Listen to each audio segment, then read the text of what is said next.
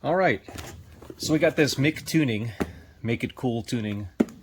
This is a wireless version of their switch panel, and this is called the P1S-w here, the W for wireless. And I think they make a few different versions of this. This one has the cradle, and it's the 12 gang version. So I did just start tearing this seal on here, but it's pretty heavy box, not as big as some of the other 12 gang switches I've bought from them. But I bought this with my own money. So here is, get a bunch of stickers here. Pretty nice stickers actually, kind of matte finish. Another thing full of stickers. Get a manual here. Oh wow, look at that. Alright, so this manual is also a lot better than their old ones. Not that you need much of a manual to set these things up, but you know, it's color and glossy. This is pretty premium for a Chinese product. Yeah. So this new one, one of the reasons I got this one, or there's two reasons I got this one. On their older versions, they had 3 modes where you could do, the buttons can each do constant on and off, like a toggle switch, momentary, like a horn, or they can do flashing. But the flashing they had was kind of slow, a little too slow for like a turn signal. And then what this one's added, and what I've seen from a MICTuning video on YouTube, was that they've changed the flashing mode to be fast enough where you could use it for like a turn signal or hazards, but then they also added a strobe mode for people that want to do that. I really don't have an interest in the strobe mode. I find it kind of annoying that all the modern flashlights nowadays have the strobe on it. I don't know. That's just my preference, but I like that the flash mode is potentially usable as turn signals from what I've seen. So it comes with a standard sticker sheet. These are nice, kind of rubbery feeling actually. I don't know what that is, but these feel a lot more substantial than the old stickers even. And the decals look a little bit nicer even. So you can pause the screen and see all the different ways you could use these stickers on there so that the backlight comes through. So here is the control panel. Let's see, one more little certificate of inspection. So here's the control panel. So this is, let's say, was it please turn on the power? Please turn on the power off switch. Okay. All right, so we'll peel this guy off. This little sticker. Come on. Okay, so it's hefty. It's not as heavy as some of the other control units I've seen, where this felt more like a die-cast aluminum. This is definitely more of a plastic, but the dimensions look very similar to the old one. And you see on the bottom here, this is the cradle version. So they give you like a little cradle that you can stick this in and have it charge up, or you can use a, in the side here, let's see if I can get this on camera. There you go. There's a USB-C charging port. And then you have a on-off for this piece, because this piece can stay wireless and you could use it up to like a couple hundred feet outside of the vehicle. They have like an antenna. So this is like an RF frequency. It's not Bluetooth, it's not Wi-Fi, but some kind of regular radio frequency, like a garage door opener. And you could stay at a few hundred feet outside and be activating your lights for, like if you had a tow rig or something, you could turn your lights on and off, or if you were using your winch, you could hook this up to like a winch on and off. Obviously you'd have to have solenoids and relays. This won't trigger anything that has a intensive amperage rating. I think the max is only 80 amps across all 12 buttons for the unit that's inside the box still. But this is what I'm concerned about. Like this guy here, this is going to be nice. I'm not sure if I'm going to use the cradle where I'm planning to put it or not, but it being wireless, I can fit this in the center of my steering wheel in my rat rod, and I've already made a 3D model for a similar one, so I'll adjust the 3D model so maybe I can still have either the cradle or a USB-C port, a plug that comes in there. But this can sit in the center of my steering wheel, no airbag of course, and then I'll have access to things like headlights and turn signals and stuff like that for my hot rod, rat rod type of combo. But this means that I don't have to have like a wire that's going to get fatigued coming off the back, and that when I have my removable steering wheel, in my car it's removable as well as tilt up, so I have two different mechanisms there. But if I want to do a removable, then this can come out with the steering wheel, so that's pretty slick. And I'm not sure if any other cars, I haven't seen any other cars do that. You know, they might put one or two buttons in there in their steering wheel, but not a whole bunch of aftermarket ones, and still be removable. So let's see the brains here. Okay, this looks very similar to all the other 12 gang relay boxes. So this is what you would have under your hood, probably for most cars, next to the battery. So somewhere close to the battery, you're going to have this guy. It just pops open like this. Okay, and so you're going to wire up the positive and negative here to each of the different loads. And so you have 1 through 6 on this side and 7 through 12 on this side, and they're already marked positive and negative. So there's screw terminals. You don't have to put, you don't have to like crimp ends on the wires or anything. And this should probably take up to like 12 gauge wire. Probably would not do 10 gauge very well.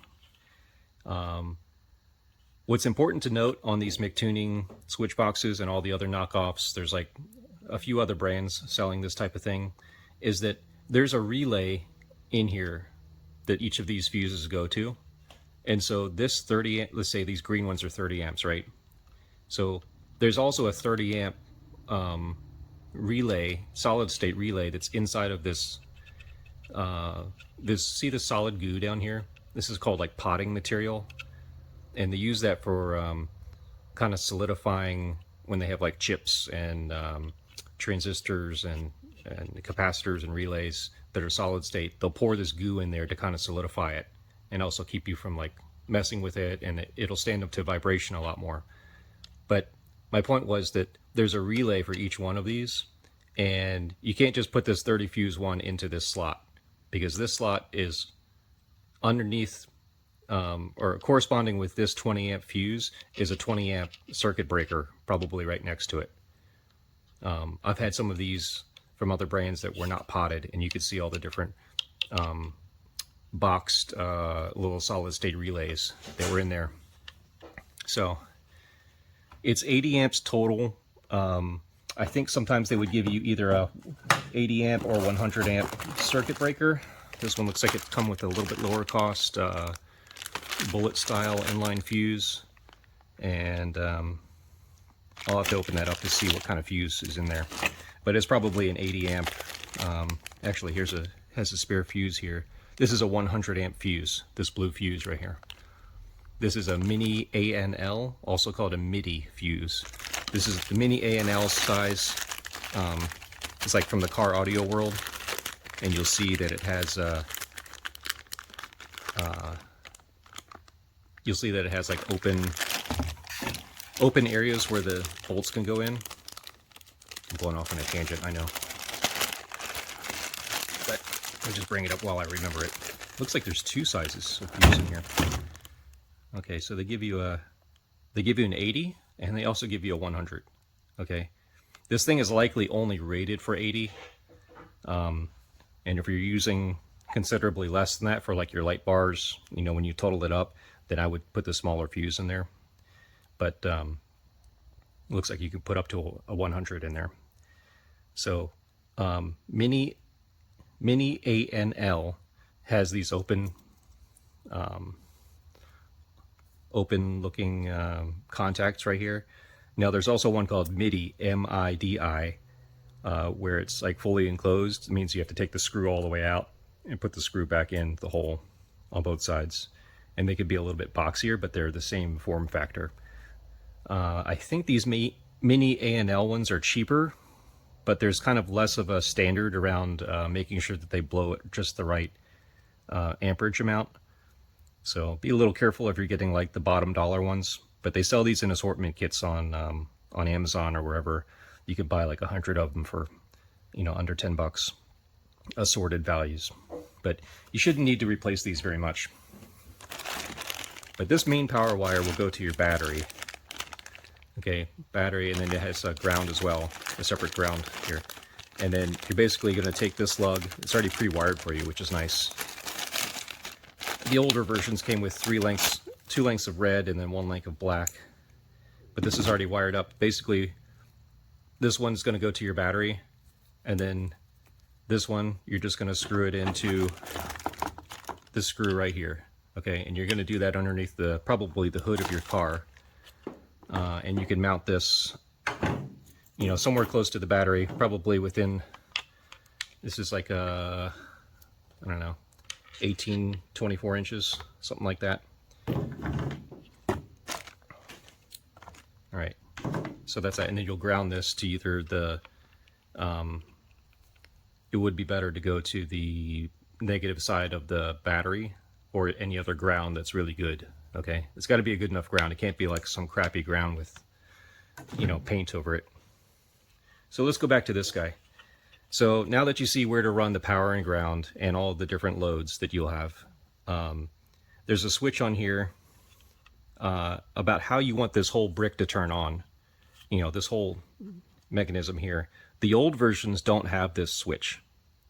And what they would have is, as soon as you give this thing power, this whole thing would be energized. And, the switch panel would come on, and, you'd have to, you can kind of turn off everything by using this red button to turn off all the switches. And then when you press the power again, any switches that were on will come back on. So you could do that. But this whole thing, if you wanted this thing to be off when you turn your car off, that means you have to have some kind of switched external solenoid or relay type thing, or else this thing would stay on and maybe drain your battery by this small amount of current that it takes. So this switch allows you to change how you want that to happen. If you switch it over to the left over here, it will act like the old ones, where I guess it's like battery, it says battery mode, meaning that as soon as you apply power and a ground to this thing, it is on.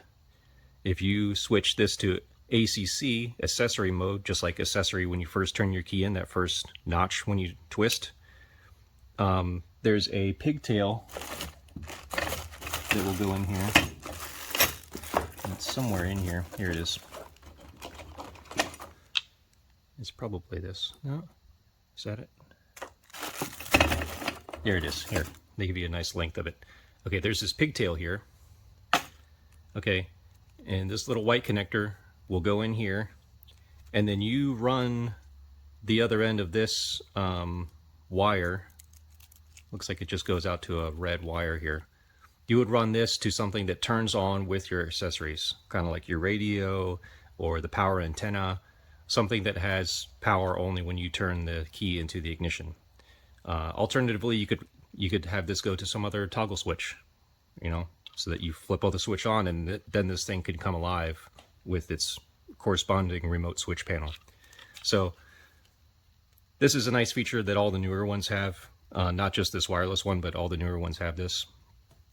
And then it looks like they even give you a power tap here, so you could tap into your fuse box. This will piggyback off. You take an existing fuse out, like say for your radio or power antenna, something like that. You take that existing fuse out, you put this in there, and you see how there's like a blank slot next to there's like a gray fuse on top and a blank slot right there. You put the old fuse in the bottom one, and this top one will go to this wire here, which you then crimp on to the red wire from here. And then that way, when you turn on your accessories, You have like a nice little fused lead. It only takes 2 amps. This little fuse here is 2 amps. So it doesn't take much to trigger this thing to be on. It basically has a little extra relay or probably a relay in here that can handle the whole 80 amps that this is rated for. So really nice, saves you even more space and time and trouble. Makes this like really a lot more plug and play for people that are, you know, just getting into like modding their Jeep or their truck or car. And it saves so much space not having a bunch of separate components dangling around inside your engine bay, when you could just have this thing. It's nice and covered, you know. It's got easy access for all the wires. The positive and negative come out through this bottom section, and the top section is covered. But really easy to take this on and off. It's got spare fuses. So really happy with the way they designed this, and it feels pretty solid. Now, in addition to that, all of mine have come with, yeah, it looks like they still include it, 2 pretty heavy duty for what they need to be mounting brackets that is powder coated steel. Okay, so not cheap. They're not cheaply made. It's not like you don't have to zip tie this thing. You can mount, you know, you can mount this on here, and I think they even include the screws and nuts. You mount this on here, and then you could screw this to your, you know, to your inner fender or somewhere inside your car to mount this whole thing. So, and there's plenty of like adjustability. You can mount it this way, or you can mount it on the backside like this, and then you can slide it up and down between the different slots. You can mount it at an angle if you had to, for like space or hood reasons. There's so many options. And then even the backside here is slotted so that if you didn't have perfectly aligned holes, you could try to make something work there.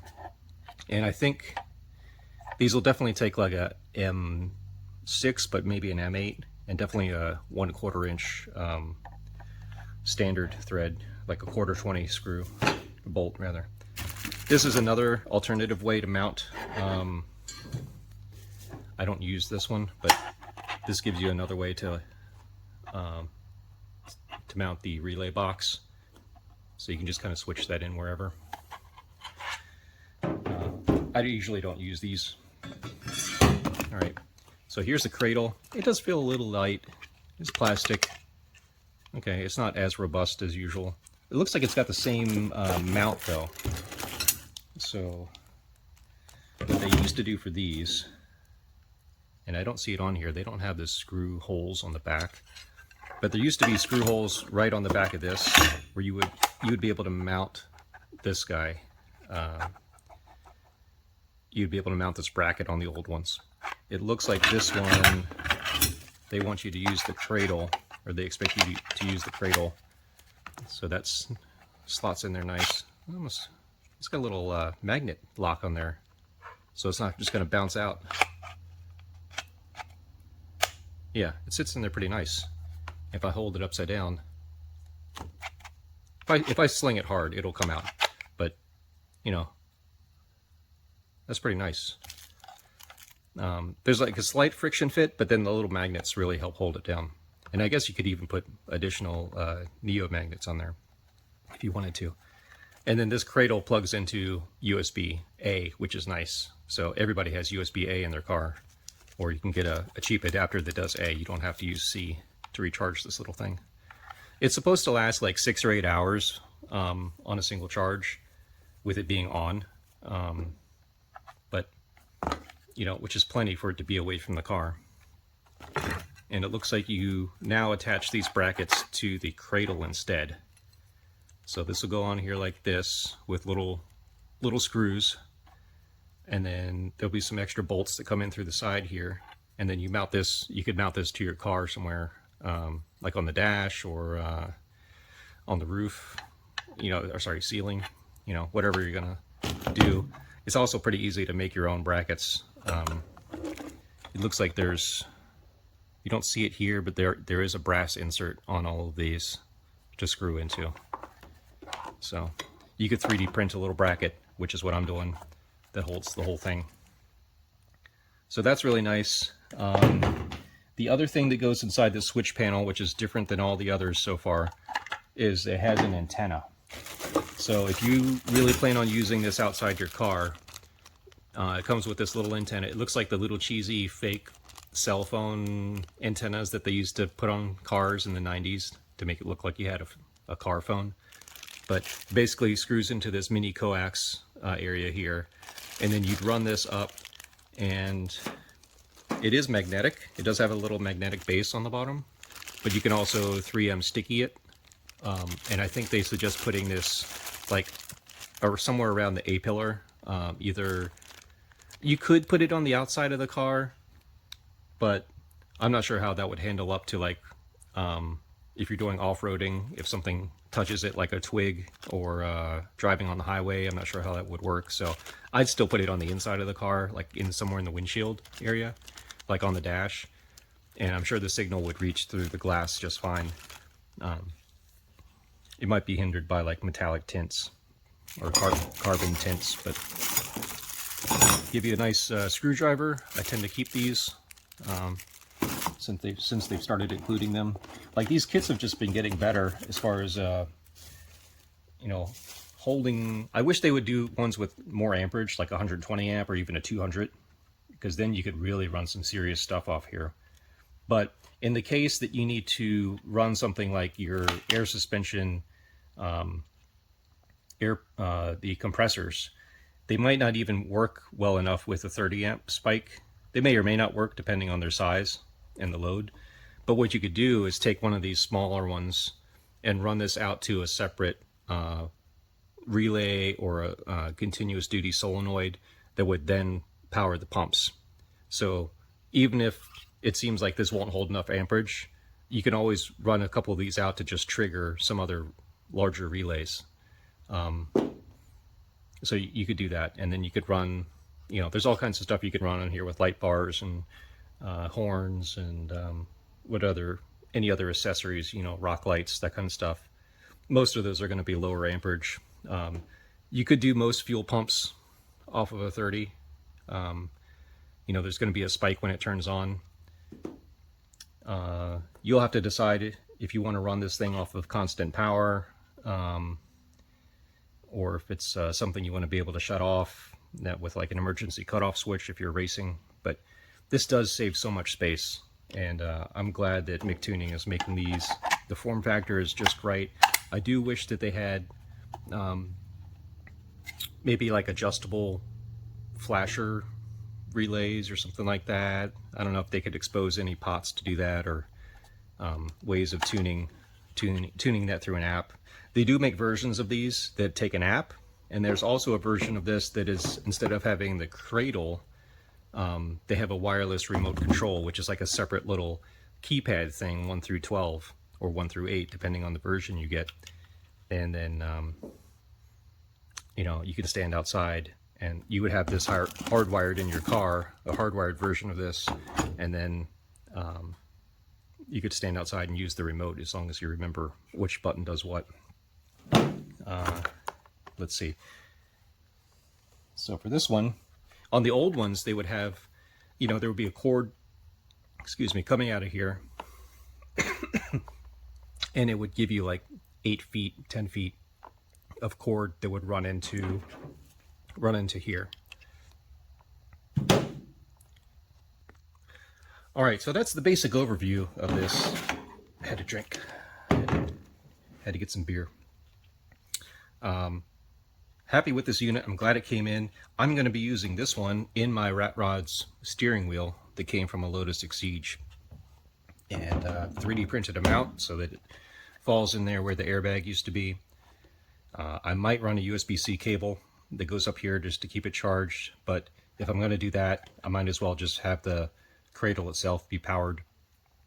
And I will be running a separate 12 gang switch of their older version that I'm going to mount in the upper right ceiling on the roll cage, and I can reach that from my center driving position, and be able to reach all of the critical things like the fuel pump and things I wouldn't want to bump while I'm steering. Like I wouldn't want to turn off like the water pump and the cooling fan, you know, radiator fan, and you know, this is going to be more for like lights,